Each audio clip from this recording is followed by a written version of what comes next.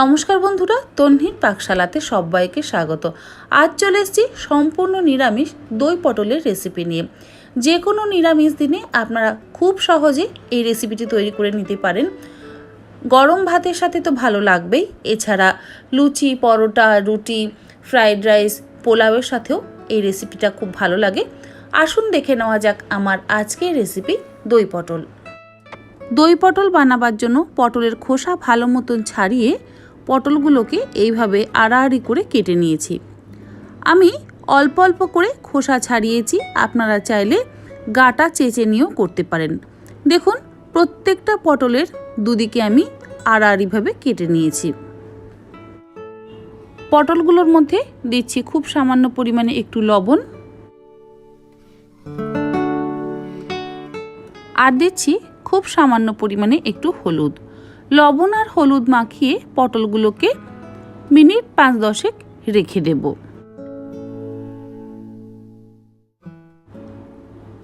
পটলগুলোকে সাইড করে দিয়ে একটা বাটিতে নিয়ে নিচ্ছি 1 চা চামচ জিরে গুঁড়ো, 1 চা চামচ ধনে গুঁড়ো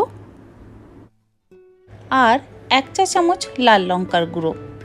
অল্প একটু পরিমাণে জল দিয়ে এই মশলাগুলোর একটা পেস্ট তৈরি করে নেব।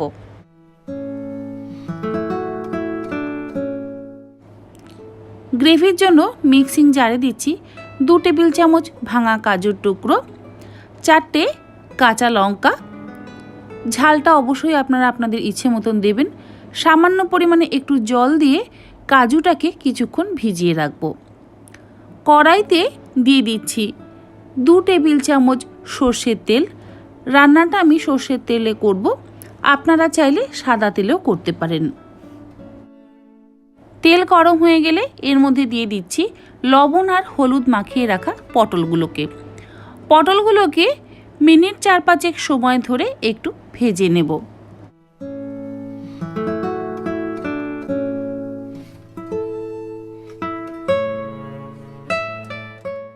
4-5 মিনিট সময় ধরে পটলগুলোকে মিডিয়াম ফ্লেমে ভাজা হয়ে গেলে ভেজে রাখা পটলগুলোকে তুলে একটা পাত্রে রেখে দেব। ওই তেলের মধ্যেই দিচ্ছি ফোড়নে 2টো ছোট এলাচ, 2টো লবঙ্গ আর 2টো দারচিনির টুকরো।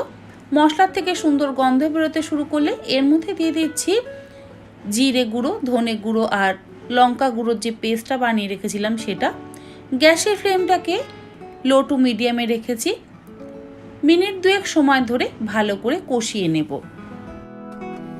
এর মধ্যে দিচ্ছি খুব সামান্য পরিমাণে একটু হলুদ, দিচ্ছি কাশ্মীরি লাল লঙ্কার গুঁড়ো। কাশ্মীরি লাল লঙ্কার গুঁড়ো দিলে রঙটা ভালো আসে। সমস্ত কিছু দিয়ে ভালো করে মিশিয়ে লো টু মিডিয়াম ফ্লেমে মিনিট 2-3 সময় ধরে ভালো করে কষিয়ে নেব। মশলা কষানো হয়ে গেছে, মশলার থেকে তেল ছাড়তে শুরু করে দিয়েছে। এবার এর মধ্যে দিয়ে দিচ্ছি ভেজে তুলে রাখা পটলগুলো দিয়ে আবার মশলাটার সাথে 2-3 মিনিট লো টু মিডিয়াম ফ্লেমে ভালো করে কষিয়ে নেব। স্বাদ অনুযায়ী লবণ দিয়ে দিলাম।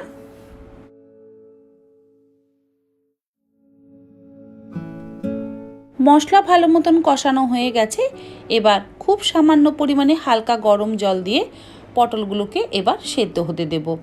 জল খুব বেশি দেওয়ার দরকার নেই, জাস্ট একটু সেদ্ধ হওয়ার জন্য জলটা দেওয়ার দরকার। এবার ঢাকা দিয়ে পটলগুলোকে সেদ্ধ হওয়ার জন্য অপেক্ষা করব। মিক্সিং জারে যে কাজুটা ভিজিয়ে রেখেছিলাম সেটা ভালো মতন ভিজে গেছে। এবার এটার একটা মিহি পেস্ট তৈরি করে নিলাম। কাজু বাদাম আর কাঁচা লঙ্কার পেস্ট হয়ে গেলে এর মধ্যে দিয়ে দিচ্ছি 2 টেবিল চামচ ভর্তি টক দই। এবার সমস্ত কিছু দিয়ে আবার একবার পেস্ট করে নেব। দেখুন, গ্রেভির জন্য মশলা একদম তৈরি। অপরদিকে পটলটাও সেদ্ধ হয়ে গেছে। আমি কভারটাকে ওপেন করলাম।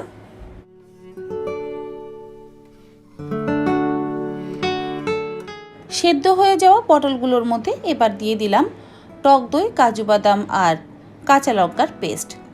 গ্যাসের ফ্লেমটাকে এই সময় একদম লোতে রেখেছি, তা না হলে কাজু বাদাম যেহেতু আছে নিচে লেগে যাওয়ার সম্ভাবনা থাকে।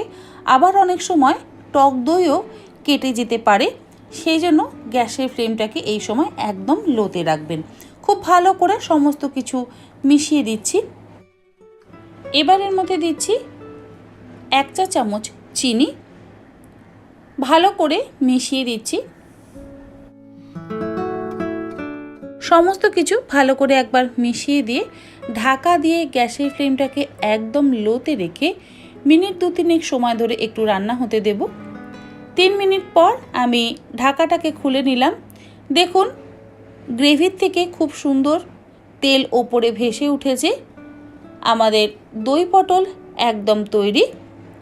গ্যাসের ফ্লেমটাকে এবার বন্ধ করে দিলাম। তৈরি হয়ে গেল দই পটল। ঢাকা দিয়ে মিনিট 2-3 সময় ধরে একটু স্ট্যান্ডিং টাইমে রাখবো, তারপর এটাকে পরিবেশন করব। তৈরি হয়ে গেছে দই পটল। গরম ভাতের সাথে বা রুটি পরোটার সাথেও কিন্তু এটা খেতে ভীষণ ভালো লাগে। এছাড়া নিরামিষ দিনে আপনারা ফ্রাইড রাইস, পোলাওয়ের সাথেও কিন্তু এটা পরিবেশন করতে পারেন। রেসিপিটা কেমন লাগলো অবশ্যই জানাবেন। যদি ভালো লেগে থাকে তাহলে বাড়িতে অবশ্যই একবার ট্রাই করে দেখতে পারেন। আমার চ্যানেলে নতুন বন্ধু হলে চ্যানেলটা সাবস্ক্রাইব করে নেওয়ার অনুরোধ রইল। পাশে থাকা বেল আইকনটা অবশ্যই প্রেস করে দেবেন, কারণ আমি চ্যানেলে যখনই কোনো নতুন রেসিপি দেব আপনাদের কাছে তাহলে খুব তাড়াতাড়ি পৌঁছে যাবে। আজকের মতো এই পর্যন্ত, আবার হাজির হয়ে যাব নতুন কোনো রেসিপি নিয়ে। ভালো থাকবেন, সুস্থ থাকবেন, ধন্যবাদ।